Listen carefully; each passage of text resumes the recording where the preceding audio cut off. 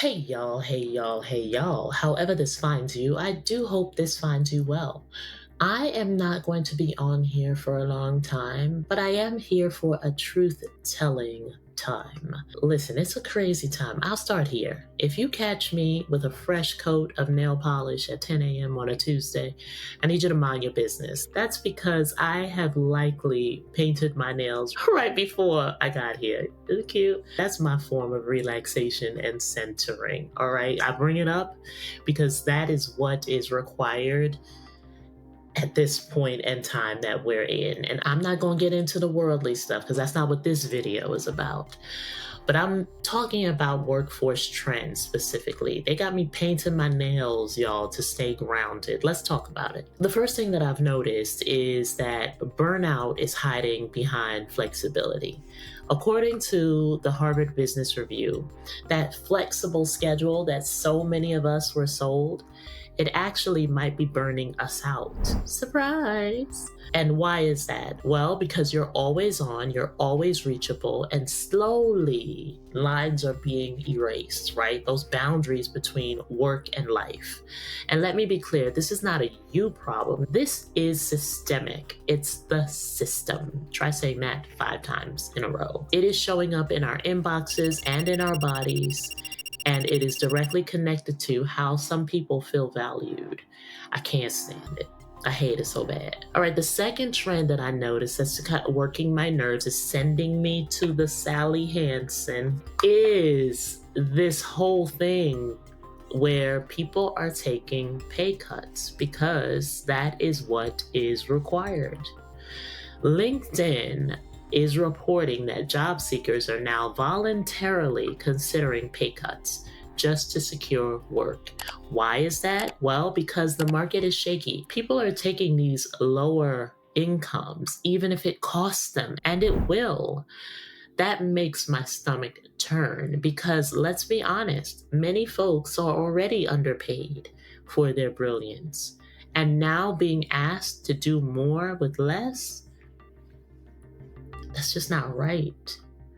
All right, the third trend that has me grabbing for the Sally Hansen is jobless claims rising. New claims for unemployment benefits are climbing once more, and they're climbing among specific groups faster than others. I didn't make it up. Believe me, I didn't want to come on here and report that to you. The market is starting to show real signs of contraction.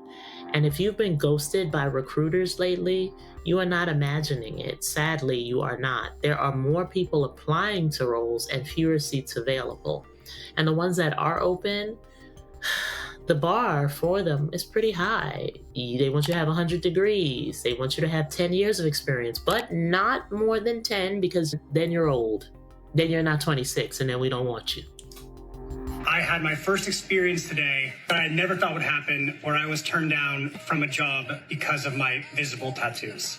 Long story short, I live in Los Angeles and I was applying for a position as a server at a premium casual restaurant. So not quite upscale, not quite casual, kind of in the middle. Servers wear black pants, black t-shirts, black shoes.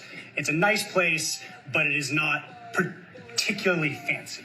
I went in initially and had very good references. It was a 3-step process. I first had to apply through their website. They did not accept resumes, so I had to fill out just their classic questionnaire. I had a group interview through Zoom. Then finally, I had my in-person interview manager.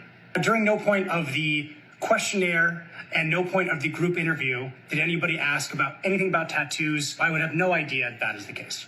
Long story short, finally end up getting to this final process of the interview where I'm in person. I end up speaking to the general manager and she seems lovely and we seem to be hitting it off. And at this point, I'm very confident that I'm going to get this position. Again, this is a server position in Los Angeles, California. Right at the end of it, about 25 minutes in, she asks me, "Oh, by the way, do you have any visible tattoos?" To which I tell her yes, and I'm wearing a short sleeve collared shirt. So I assume this whole time she can see them. I proceed to show her my tattoos. My tattoos are these. This is one. And the other says, "Keep the party alive," which is a lyric in a song of my band. Once she sees these, the vibe changes really quickly. Immediately, she tells me, "I don't think it's worth moving forward with this process. I don't want to waste any more of your time." To which I kind of backtrack and go, well, I'm willing to cover these up. I can put makeup on these if you'd like. I can wear a slightly longer sleeve shirt, whatever makes you guys more comfortable. To which she just tells me, we have a very strict no visible tattoo policy. And that's where it got very weird, because I had dined at this place several times and I had seen waiters with much larger tattoos than I had. I have definitely been there where staff members had very visible large tattoos. I don't know. I guess I just think it's odd that we're keeping people from employment for something as silly as minor tattoos that can be covered up pretty easily. And I want to say, I'm not the victim here. This is their business. I don't know. Do you guys think it's weird that, especially in a business like the service industry, where everyone here is a musician or an actor or something, that they would deny people based on, I'm like, did I my life by getting these tiny tattoos on my arms? It seems so ridiculous. All right, this other disturbing trend 5, AI flooding applications. I love AI, y'all. As you know, it is well documented. I use it to help me with my work. But don't even get me started on its positioning with regard to this particular topic. Generative AI is now helping people flood the market with polished resumes and cover letters at scale. That means you, the real person with real lived experience, are competing with machines designed to sound perfect. It's giving ghosted by humans, outshined by bots. What the hell is everybody doing? I know you're like, what? I came on here and I spent 5 minutes hearing all this horrible news. No. There is some good news. Your personal brand shines. It can shine. It can cut through all of the nonsense that I am mentioning to you. At the end of the day, truthfully, it is the bedrock of making sure that you overcome all of the things that I mentioned to you. This is why I'm like your big sis. I ain't saying I told you so, but I told you so. I need you to focus on refining your personal brand, because in a flooded market where people are seen as invisible, your personal brand is what will make you memorable. It'll help you stand out in a sea of sameness and a bunch of chaos. It's not just a bulleted resume. It's not just what you've done. It's the whole story. It is what you stand for. It's what you bring to the room. It's what you will bring to an organization. It is intentional. What makes you recognizable. Listen, I want to share with you that for all of those points that I made earlier, you're not alone. Hear me when I say this. If you're exhausted, if you're underpaid, if you feel overlooked, if you're just done with it, it's not just you. The system is gaslighting people right and left. It's part of the reason why I created the blueprint.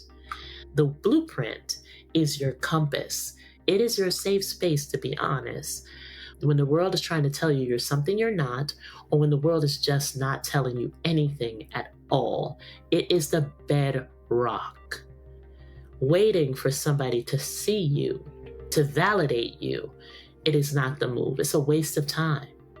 You have to show them. We have to show them. We have to remind ourselves. The blueprint is your reminder of who you are when folks try to tell you otherwise. I want you to reclaim your power in this sea of uncertainty. I want you to position yourself with clarity, because whatever happens in this particular time that we're in, your story, your values, your impact, they matter. They matter to me and they matter to others. That alone makes you impossible to ignore. All right, I said I would not be on here for a long time, but for a truth-telling time. And I delivered. Share this with somebody who could use some inspiration today. I think that's everybody. Your guys, your girlies, like and subscribe. And remember, as always, you are capable of big things. I'll see you next time.